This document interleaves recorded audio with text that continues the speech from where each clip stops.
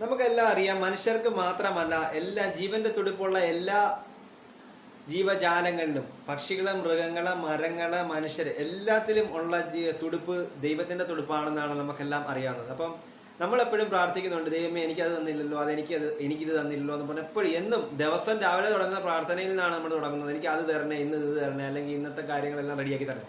നമ്മളെല്ലാ കാര്യത്തിനും ദൈവത്തിനെ അങ്ങ് വിളിച്ച് ശല്യപ്പെടുത്തിക്കൊണ്ടിരിക്കുകയല്ലേ. അപ്പൊ ദൈവത്തിനെ നമ്മൾ കുറച്ചുകൂടെ ഓമനത്തോടെ നോക്കിക്കഴിഞ്ഞാൽ ദൈവത്തിനും ആ ഒരു ചിന്ത കാണത്തില്ലേ. നമ്മൾ എപ്പോഴും അങ്ങ് വിളിച്ചുകൊണ്ടിരിക്കുക, എപ്പോഴും വിളിക്കുവാണല്ലോ, ഞാൻ ഓടിച്ചെല്ലണം.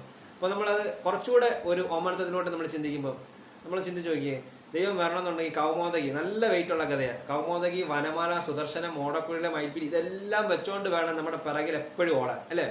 ജസ്റ്റ് ഒരു ഓമനത്വത്തോടെ നമ്മൾ ചിന്തിക്കുമ്പം ഉള്ള ചിന്തകളാണ്. അപ്പോൾ എപ്പോഴും ഇതേ രീതിയിൽ നമ്മളിപ്പോൾ പറയും ദൈവം ഭയങ്കര സർവ്വവ്യാപിയുമാണ്, ഏറ്റവും ശക്തിമാനമൊക്കെയാണ്. എന്നാലും നമ്മൾ നമ്മുടേതായിട്ടുള്ള രീതിയിൽ ചിന്തിക്കുന്ന സമയത്ത്, നമ്മൾ ഒരുപാട് ഓമനത്തോടെ ചിന്തിക്കുന്ന സമയത്ത് നമ്മൾ ദൈവത്തിന് കൊടുക്കുന്ന എഫോർട്ട് ഒരു ഭയങ്കര അല്ലേ എന്ന് നമ്മൾ ചിന്തിച്ച് നോക്കിക്കഴിഞ്ഞാൽ അതൊരു ഓമനത്വമല്ലേ.